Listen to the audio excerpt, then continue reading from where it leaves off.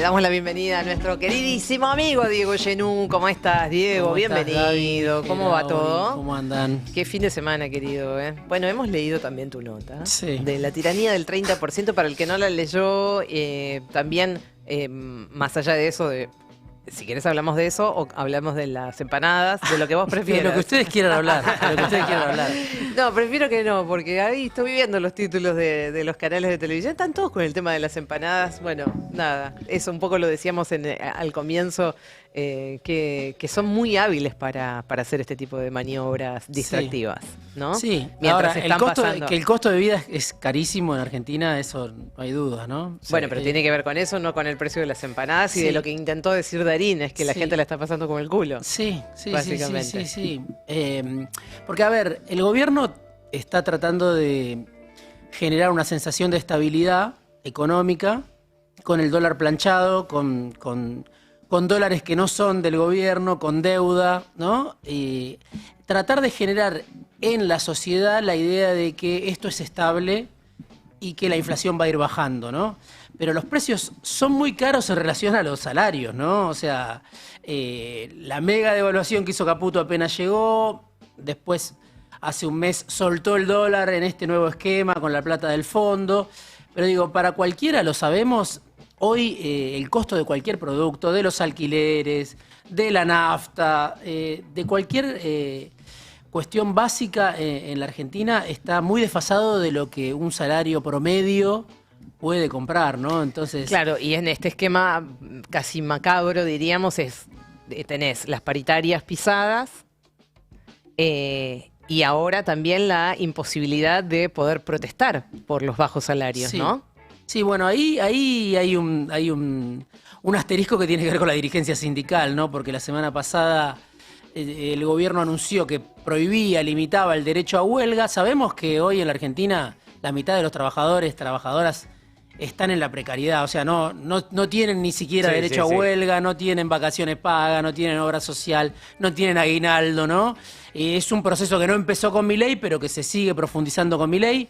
Desde que Milei asumió, se destruyó empleo de calidad y el empleo que se genera es empleo precario, pero es el modelo. En otro momento uno podía decir, bueno, hay un núcleo duro de trabajo precario que no se puede terminar de reducir, de cambiar por trabajo de calidad. En el caso de Milei, el proyecto, el plan es la precariedad. Y al mismo tiempo, bueno, lo que ves es eso, sindicatos, el otro día lo decía Pichetto, yo lo menciono en la nota, Pichetto, el ex compañero de fórmula de Mauricio Macri, no estamos hablando de, no sé, de Lula da Silva, de Pepe Mujica, lo dice Pichetto, no puedo creer que hay sindicalistas estatales que firman paritarias al 1% en un semestre. Bueno, es lo que pasa en la Argentina. Y marcabas ahí también en contraste con lo que decías antes, de Daer, con esa foto que no pasó mucho, solo la visita, pero como imagen es muy potente, el mismo día que se conoció lo del derecho a huelga. Es tremendo, ¿no? Que el jefe de la CGT vaya a la Casa Rosada sin hablar del tema, cuando el gobierno, por decreto, quiere tirar abajo la Constitución, porque el derecho a huelga está en la Constitución, bueno, y que no se hable de este tema, bueno, habla de una dirigencia sindical, hay una crisis de representación, eso se ve en las elecciones, pero en el sindicalismo también se ve, ¿no? Hay dirigentes sindicales que están desconectados de lo que le pasa a sus propios representados, o porque cierran paritarias muy por debajo de la inflación, o porque ni siquiera dicen, bueno, esta semana no voy, están tirando abajo el derecho a huelga que está en la Constitución, que es tan importante para la historia argentina. Bueno, no aparezco por la Casa Rosada para que exhiban mi cabeza. Bueno, Héctor Daer no lo considero de esa manera. Y dejó como única declaración que no hay clima de paro. Claro, bueno, pues se lo preguntaron claramente y dijo que no. Está bien, digamos, hay que ver en qué momento el sindicalismo, las bases, consideran que es el momento de ir a un paro, es una herramienta importante, no es para decir hay que ir paro por tiempo indeterminado, pero digo, el gobierno por decreto dice que hay que reducir al mínimo el derecho a huelga porque lanza una lista de actividades esenciales que es infinita en un decreto, o sea, casi todas las actividades son esenciales, es decir, si vos sos un trabajador, estás sindicalizado, no puedes hacer paro. Hay que mirar el decreto 340 que firmó el gobierno la semana pasada. Entonces, en ese contexto, la visita de Daer, bueno, es parece parte del sindicalismo oficialista, del sindicalismo de Milei, más allá de que uno pueda decir no lo sé, que no lo es, que en algún momento hubo paros de la CGT, pero absolutamente desconectado de lo que está pasando, ¿no? Sí, sí, más allá digo eso, más allá de que vos no decís que efectivamente haya que hacer un paro por tiempo indeterminado, qué sé yo, evidentemente lo que sí marcás es el mensaje que está dando efectivamente Daer. Sí. En un gobierno que gobierna por decreto, digo, por eso yo decía lo de la tiranía del 30% o la ilegalidad como parte de una política de Estado. Si otro gobierno hubiera tomado las decisiones que este gobierno toma por decreto, bueno, estaríamos escuchando en cadena nacional todo tipo de autoritarismo, de avasallamiento de las instituciones, de que no se respeta la ley. Pero bueno, Milei tiene una ley a medida, crea su propia ley por decreto, ¿no? Es el tipo de gobierno que lleva adelante. Obviamente sabemos que los actores del poder lo respaldan, si no sería imposible que pudiera hacer lo que hace, ¿no? Y al mismo tiempo, los que pueden ver, hilar un poco más fino lo que está pasando o lo que se ve cuando se anuncian estas medidas como las que anuncia Caputo sobre sacar los dólares del colchón y qué sé yo, sí. que bueno, básicamente es un blanqueo de pesos, no sé, porque tampoco se termina de entender, o por lo menos yo, que soy bastante lego en el tema, no termino de entender, pero bueno, ya lo veíamos a Darín, que tampoco lo entendía hablando de las empanadas, pero básicamente estaba hablando de ese tema. Da la sensación de que son manotazos de ahogado. Sí, porque bueno, el gobierno pidió socorro al Fondo Monetario Internacional porque el esquema que venía llevando adelante no daba para más. El crawling peg, el ritmo de evaluación del 1% no daba para más. La forma que tenía el gobierno antes de tener la inflación planchada no daba para más. Pidió deuda y repone el mismo esquema que viene de fracasar, ¿no? Entonces, ese es el tema. No dan abasto los dólares con un esquema como este, donde el gobierno dice yo voy a comprar dólares cuando esté en el piso de la banda, no voy a acumular reservas, que es lo que supuestamente el Fondo Monetario Internacional pone como primer mandamiento. Nueva deuda y sin embargo no acumula reservas, que es lo principal que debería ser. Bueno, ¿cómo se sostiene ese esquema? Todo es para tener la inflación a la baja, ¿no? Pero con deuda, más deuda, más deuda, más deuda. Ahora el gobierno tiene que cumplir con las metas del fondo. El 13 de junio, por primera vez le pasa el escáner, el Fondo Monetario Internacional al gobierno, y te vas a encontrar con que no cumple el gobierno con las metas de acumulación de reserva. La única forma que tiene de acumular es pedir más deuda. Es decir, ya le pidió al fondo, pero como decide no acumular reservas, porque el esquema es el mismo, tratar de tener esta sensación de estabilidad, ¿no? Bueno, no dan abasto los dólares que necesita el gobierno. Y ya sabemos que el fondo va a mirar para otro lado, claramente. Seguramente mire para otro lado, probablemente también haya posibilidad de que el gobierno invente algún otro tipo de deuda, lo que se llama repo, que es deuda con bancos, para cumplir con esos números. Pero digo, es una gran ficción, gran ficción. El fin de semana escuché, bueno, el Toto Caputo ayer diciendo que no existía tal cosa como un dólar atrasado o artificialmente bajo, y el viernes Milei diciendo, criticando a los que toman deuda hipotecando el futuro de la Argentina, digamos, un poco... Disociado por completo de lo que ellos mismos están haciendo. Claro, un poco da la sensación de eso, pero digo, ¿qué buscan? Porque ahí Cristina el domingo lo decía en un momento que no compran reservas porque deberían emitir para comprar reservas y eso haría subir el dólar. Bueno, si compran reservas, eso lo que hace es, digamos, mete presión sobre el tipo de cambio, mete presión sobre la inflación. Entonces, prefieren no acumular reservas a costa de su propia fragilidad, con tal de que la inflación dé la sensación de ir a la baja o de, efectivamente... estar controlada mínimamente. Es el principal argumento del gobierno de campaña y en eso no quieren, obviamente, transar. Pero bueno, la pregunta es cómo se sostiene esto, ¿no? ¿Cuánto puede durar esto también? Ahí hay debates entre los economistas. Leía una nota de Alejandro Banoli, que fue presidente del Banco Central durante el gobierno del Frente para la Victoria. Bueno, él dice, esto es más parecido al 91 que al 2017. Es decir, esto puede durar. O sea, es una agonía lenta. Lo que él plantea es, se puede sostener con más deuda un esquema como este, ¿no?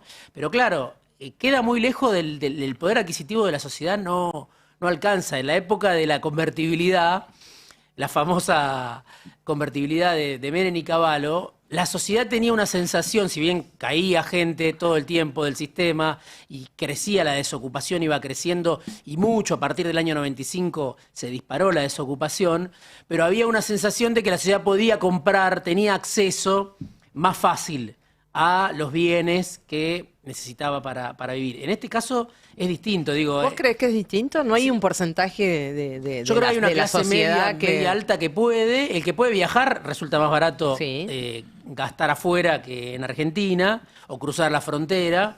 Pero para el día a día es imposible Argentina. O sea, tenés que tener un salario por encima del promedio, ¿no?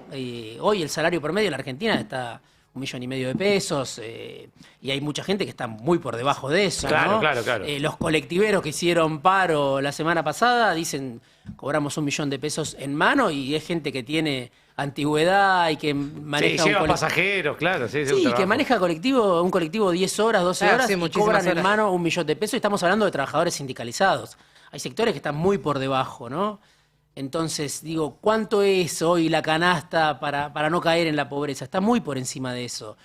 Entonces, Y hablando de sostener, evidentemente hay un armado de empresarial, algunos sindical, como lo que estamos viendo, político.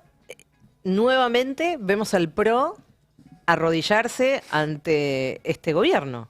sí, es la escena que estamos viendo otra vez los macristas en, Hoy estuvieron Casa en- Rosada. hoy estuvieron en Casa Rosada, Ritondo, Santilli, Karina Milei. Bueno, ahí Milei hace como que divide aguas, ¿no? A Jorge Macri no lo saluda, guerra en la ciudad, paz en la provincia, ¿no? Ese es el mensaje del presidente de su hermana.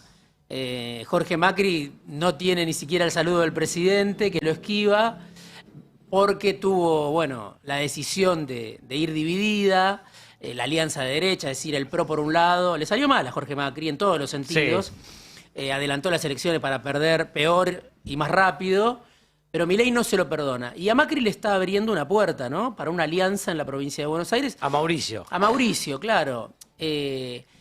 Uno puede decir, es una forma de disimular la rendición de Macri. O sea, Macri está rendido, está arruinado. Este fin de semana, Jaime Durán Barba escribió una nota que se llama El ocaso del PRO, que lo escriba él, que fue de alguna manera el inventor del macrismo. Algo quiere decir, ¿no? Más allá de que ahí Jaime Durán Barba está diciendo, bueno, desde que me echaron a mí, Sí. todo empezó a ir mal para los amarillos. Pero bueno, hay elementos para ver cómo ese partido que, a ver, hoy ya estamos acostumbrados a decir el PRO no existe más, pero durante casi 20 años fue la expresión central de la derecha, del antiperonismo en la Argentina. En muy poco tiempo la Libertad Avanza lo pasó por arriba a Macri, con la ayuda del propio Macri, del propio Mauricio, ¿no? Que primero conspiró contra Rodríguez Larreta, después contra Bullrich, bueno, y después se entregó a Milei. Pero ahí hay una alianza para ganar el peronismo en provincia de Buenos Aires, ¿no? Y ahí iba a ir al otro, porque justamente del otro lado del peronismo hablaron los dos sectores el fin de semana, digamos, ¿tiene que ver con que ven que se va una unidad del peronismo o son dos cuestiones que van por separado? Que va indefectiblemente a la unidad del peronismo en la provincia de Buenos Aires, pero en el medio podemos seguir viendo mucho tiroteo de segundas líneas, de primeras líneas, ¿no? O sea, vamos a seguir viendo tensiones, porque lo que hay de fondo, me parece a mí, es una disputa por el liderazgo entre Axel y Cristina, ¿no? Algunos lo enuncian de manera más frontal, algunos lo dicen, bueno, es necesario, otros dicen, es prematuro, pero hay dos proyectos, ¿no? El tema es si hay dos proyectos de país o hay simplemente dos proyectos de poder. De poder, ¿no? Me parece que da ahí la está. sensación de que no hay mucha diferencia, o por lo menos por ahora no se expresaron ideas diferentes en cuanto a la visión de qué país se quiere, digamos, desde ese arco político. No, parece simplemente una bueno, cuestión de poder. hecho, vienen caminando juntos hace mucho tiempo, pero bueno, ahora empiezan las discusiones sobre el proyecto Porque presidencial. por ahí sería, digamos, más entendible, ¿no? Que hubiera alguna diferencia, o por lo menos que nosotros supiéramos acerca de alguna diferencia, incluso programática, de visión de qué se hace con la economía, qué se hace con el Fondo Monetario Internacional, qué se hace con la salud, qué se hace con la educación. Sin embargo, no da la sensación, primero que no se habla mucho del tema. y segundo, que no da la sensación de que hubiera grandes diferencias. No, la diferencia es, bueno, el gobernador o la gente que trabaja al lado de Kicillof puede decir, bueno, no me están dando el respaldo que necesito, me ponen condicionamientos, la cámpora, el masismo, yo necesito construir un oficialismo, que es lo que dice mucho Andrés Larroque, y del lado de Cristina, sobre todo de la cámpora, te van a decir, bueno, Axel se cortó solo, es eso, lo conocen los militantes, los núcleos duros. Sí. Los que están por fuera de esa discusión, me parece que no terminan de entender cuál es el debate de fondo, ¿no? Porque incluso todo el mundo sabe que Kicillof tiene obviamente derecho y es para muchos el candidato natural a la presidencia en 2027, pero hay una cuestión de tiempos, de relación, de tensión que no se termina de resolver. Quizá mañana nos encontramos con que hay finalmente una reunión Axel y Cristina de acá a julio, cuando tienen que cerrar las listas, pero yo creo que ya esa relación está bastante deteriorada como para pensar que pueda volver a ser lo que en algún momento fue, ¿no? Igual da la sensación, digo, escuchando un poco a los dos el fin de semana, que también Cristina, que ya con la libertad que tiene de no estar con ningún cargo ejecutivo en este momento, empieza a plantear algunas cosas que ya había planteado en alguna de sus charlas pasadas, pero digo, como el tema de la eficiencia del Estado, empieza a marcar algunas cosas que también pueden ser leídas como una especie de contraposición a Axel, o por lo menos desde ese lugar de libertad de no estar manejando ningún ejecutivo. Sí, busca ampliar, ¿no? El discurso de la expresidenta cuando dice dejemos de ser militantes electorales para ser militantes políticos otra vez, cuando habla de una nueva estatalidad, una nueva cuando relación. pone en tensión eso, ¿no? Digamos Sí. que fue un bastión muy importante, digamos, del progresismo, digamos, si se quiere, del campo nacional y popular en este país, que es, digamos, un Estado presente. Si querés, en algún momento se habló del Estado presente y eficiente, pero ahora Cristina introduce algo nuevo que es, bueno, tal vez ese Estado tiene que revisarse Sí, de alguna sí. forma. Sí, porque viene de la mano también con algo que decía Cristina, de, bueno, hay una cierta decepción de sectores que votaron a Milei, pero no vuelven a nosotros, ¿no? ¿Por qué no vuelven a nosotros? Y ese nosotros es un nosotros muy amplio, ¿no? Claro. No está hablando solamente de Cristina, pues está hablando del kirchnerismo, de Santoro, de Kicillof, de los gobernadores de las provincias.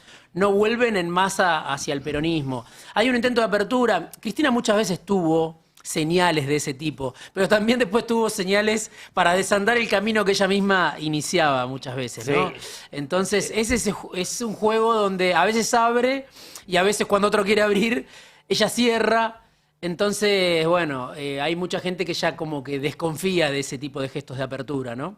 Sí, no, bueno, también hay como una cosa de cuando habla de la política, no una política, de hacer política, no política electoral. Sí. Parece una crítica a ella misma, digamos. Total.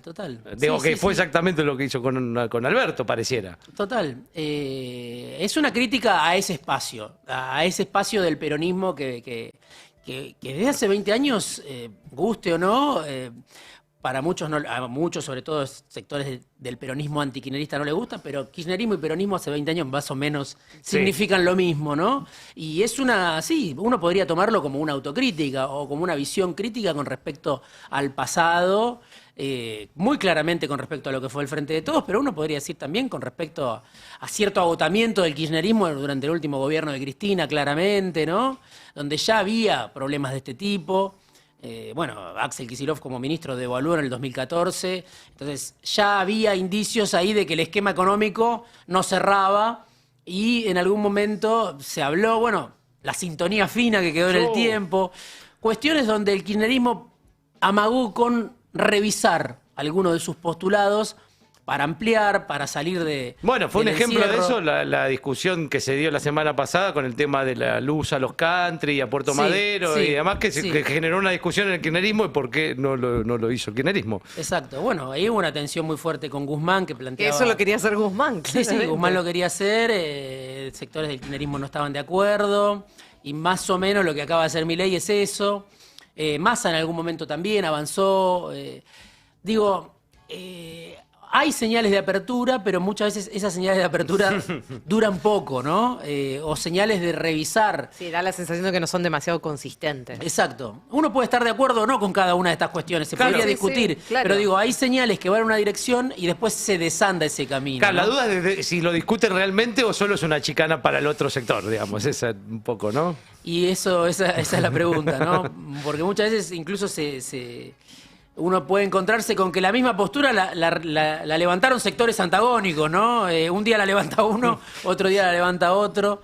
Pero bueno, son debates que el peronismo se tiene que dar si quiere volver a ser alternativa de poder, ¿no? ¿Te llama la atención, te produce algo que Cristina haya aparecido ayer, 25 de mayo? ¿Es algo que se supone que va a empezar a suceder? Ya había ocurrido, digamos, con el tema de educación, cuando había habido un encuentro por el tema de educación, pero fue hace bastante tiempo. Sí, yo creo que es la campaña de Cristina que ya empezó, ¿no? El 25 de mayo es una fecha muy del kirchnerismo, Sí, de Néstor y Cristina, pero de todas maneras si uno lo mira más en esta escena de Milei presidente, es Cristina candidata a la tercera sección electoral, que es lo que dicen al lado de la expresidenta, ¿no? Y después la disputa con Axel, con el gobernador, que iba a hablar el 24 y finalmente no habló, y habló el 25. Mirado más en esta discusión interna del viejo kirchnerismo, Axel, por ejemplo, el 17 de octubre primerió, ya quedó medio atrás en el tiempo, pero ese día el gobernador hizo un acto y fue el único que hizo un acto en una fecha muy importante para el peronismo. Ahora hay una disputa por estas fechas, ¿no? Bueno, Cristina decidió hacer un acto el 25. En algún momento todo eso se va a tener que ordenar, me imagino, al menos darle un mensaje primero a la militancia y después a la sociedad para volver a convocarla, ¿no? Porque si no, el riesgo es que en la provincia de Buenos Aires pase lo que viene pasando en todas las elecciones, donde, no sé, 4 de cada 10, 5 de cada 10 dicen, No voy a votar. ¿para qué voy a ir? Sí, y mientras tanto, bueno, otra cosa que vos decías en la nota, digamos, mientras todo esto es la disputa y el PRO, si se come el PRO, Milei va para adelante, no mira para atrás, no mira para los costados. Digo, la semana pasada fue una topadora entre esto que mencionábamos de la huelga y una cantidad de elementos, sobre todo que tienen que ver con el laburo, que no dejan mucho margen tampoco Sí. Sí, Para pensar que va a retroceder en nada. Digo, para seguir pelotudeando también. sí. Bueno, lo que muestran las elecciones de la ciudad y lo que muestran las decisiones que toma el gobierno es que Milei cada vez se recuesta más sobre los sectores, llamémosle, más pudientes, ¿no? El voto de Milei en la ciudad, si bien no es que perdió por completo la adhesión de los sectores bajos, bueno, empezó a perder voto de sectores jóvenes en la ciudad de Buenos Aires, hay indicios de eso. Digo, hay que ver si se confirma, pero lo que lo hacía distinto a Milei y de Macri era que tenía el voto de sectores de la juventud precaria, llamémosle, de los trabajadores de Rappi, ¿no? Bueno, esos sectores, no digo que lo abandonaron, pero ya no son el componente central del voto de Milei. Hoy el componente central del voto de Milei, si uno mira lo que pasó en la ciudad de Buenos Aires, por barrio, bueno, los sectores acomodados son los que le dieron el mayor respaldo. Ahí es donde ganó Milei con más contundencia, ¿no? Claro. En los otros sectores, en el sur de la ciudad, perdió. No es que perdió 10-1, No, sí. perdió 6-4, pero perdió. Y donde ganó con más diferencias en los sectores más acomodados, en los barrios de la zona norte. Y es lógico porque gobierna para esos sectores, Tal ¿no? cual, tal cual. Lo que todavía resta por saber en todo caso es justamente en toda esa franja muy, muy importante del sector sur de la ciudad de Buenos Aires, donde hubo mucho ausentismo, es que hubieran votado si Eso. hubieran ido, digamos, si no se hubieran ausentado y si ese voto hubiera estado. Ahí está, me parece que la clave de la cuestión digamos, y el por qué, más allá de que uno puede vislumbrar, digamos, que hay una cierta apatía, pero también en el caso de la ciudad de Buenos Aires veníamos de unas inundaciones muy fuertes que pegaron muy fuerte en esos barrios de la ciudad de Buenos Aires. Es decir, ahí tenemos una incógnita que por ahora no la vamos a poder resolver. Sí, Milei efectivamente perdió en algunos barrios donde, o al revés, el peronismo ganó en barrios donde no fue todo el mundo a votar, ¿no? Claro. Entonces, de ahí se deduce que los que no fueron a votar son los antiguos votantes de Milei. Sectores bajos que dicen, esto no es lo que me prometieron, ¿no? Vos haces esa lectura, sí. Claro, bueno, Santoro ganó en lugares donde la participación estuvo por debajo del 50%, estamos hablando de barrios del sur de la ciudad de Buenos Aires. Entonces uno imagina que en otro momento hubo sectores que iban a votar a Milei y ahora dicen, esperemos un poco, no vuelven, como dice Cristina, no vuelven al peronismo, pero no siguen con expectativas en torno a Milei, ¿no? Es un momento como de un impasse, ¿no? Está madurando quizá a nivel social una conclusión sobre lo que es el gobierno de Milei, ¿no? Claro. Y esa conclusión no se llega a esa conclusión de un día para el otro. Mucha gente, y sobre todo cuando vos creíste, cuando vos confiaste, ese proceso demanda más tiempo, me imagino, ¿no? Pero las señales que da el gobierno son todas como de un... bueno, el sindicato de aceiteros lo decía, es una guerra contra los trabajadores. Si uno ve las señales de Milei, no hay una a favor, salvo la baja de la inflación, que sí está bien, pero a un costo muy alto. Por un lado, el costo del endeudamiento. Por otro lado, el costo de que esto viene de la mano de sectores donde la actividad está paralizada, la construcción, el comercio, la industria, que son los sectores donde se crea empleo, están en una crisis muy profunda. Y entonces esos sectores están destruyendo empleo, o el empleo que se genera es de baja calidad y entonces agarrás 5 laburos o 3 para reemplazar el ingreso que antes tenías en un solo laburo en relación de dependencia. Claro. Te hago la última pregunta. Sí, dale. No, quería profundizar un poco en esto. Hoy a la mañana creo que a Navarro... Hoy te estamos exprimiendo, Diego. Mira, no te estamos dejando. Lo escuché Navarro, algo que medio lo tocamos ahí al pasar, digamos, que en otras, digamos, en el menemismo, como la franja media favorecida eran más grandes y uno tiene la sensación que ¿quién compone mayoritariamente la clase media? Trabajadores sindicalizados que cobran más o menos bien gracias a que están sindicalizados. ¿No puede joderle esto el apoyo ese que tienen por ahí de clase media para arriba, que se vio por lo menos acá en Cava, esta política? Sí, ¿O está tan mal visto los sindicalistas que igual cree que le va a jugar a favor? No, bueno, Milei, digamos, él con este esquema sale ganador. Es decir, la baja participación y él tener un 30% de los votos positivos, porque no es un 30% real. Claro. Es un 30% de los que fueron a votar. Con ese esquema le cierra, pero porque no se termina de reconstituir nada de lo que fue el viejo sistema político. O sea, el PRO... lo está velando Jaime Durán Barba, que fue uno de sus creadores. Y el peronismo está en esta discusión medio endogámica, ¿no? Sí, entonces... Sí. Y ahí te hago lo último, por lo menos de mi parte, no sé si los chicos quieran, en relación a esto. Ayer un poco lo deslizó casi irónicamente Cristina, digamos, el tema de la decisión que tiene que tomar la Corte Suprema de Justicia. No hay tiempo, ya lo teníamos a un Lorenzetti hablando de esta idea de que la Corte tenía que fallar, tenía que dar tomar una decisión antes de las elecciones. Ella sigue para adelante, digamos, con esta idea de la candidatura, pero sobrevuela esta idea de que hay una chance muy importante de que la Corte falle en contra y que Cristina vaya presa. ¿Cómo ves ese escenario dentro incluso del propio peronismo? Bueno, depende por un lado de la decisión. De la decisión de la Corte, que también es un bloque astillado de poder. En otra época la Corte tenía una mayoría muy clara y uno sabía hacia dónde iba. Hoy es un equilibrio precario el que hay adentro. Después, bueno, si finalmente llega ese fallo de la Corte que invalida a la expresidenta para ser candidata, bueno, el peronismo tendrá que discutir, ¿no? Si sale en defensa de Cristina, si convalida un fallo de la Corte. Pero bueno, me parece que antes que eso está la decisión interna, donde yo no veo ahí una unanimidad, ¿no? Lorenzetti tiene una postura más bien proscriptiva, de decir Cristina no puede ser candidata, y los veo a Rosati y Rosenkrantz en otro juego, ¿no? ¿En otro plan? Sí, los veo en otro plan por el momento. No sé si tanto por la cuestión de Cristina en sí misma, sino por su disputa de poder interna con Lorenzetti. Hay que verlo, ¿no? Sería un gesto muy fuerte que que la Corte Suprema decida impedirle ser candidata. Estamos hablando de las elecciones nacionales, ¿no? Porque Sí, en sí. la provincia de Buenos Aires... Eso no, claro, está claro que Cristina se podría presentar, ¿no? Exacto, en la provincia de Buenos Aires sí. ¿Sí? Sí. Eso yo pensé que era por ficha limpia.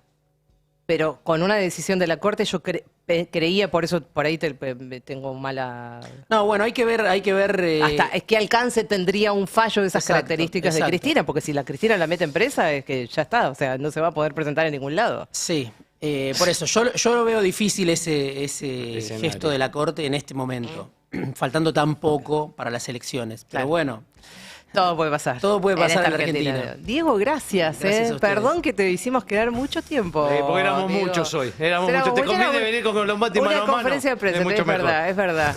Gracias, Dieguito. Gracias. Vayan a leer la nota de Diego, La tiranía del 30% y la ilegalidad. Ahí en el destape se me acaba de cagar la computadora, Bueno, Diego. no Así pasa que nada. ahí la tengo. Perfecto. Y la ilegalidad como política de Estado. Diego, este fin de semana ayer la publicó en el destape. Súper interesante como siempre. Gracias, Diego. Yenu con nosotros. gracias. El Destape 1070.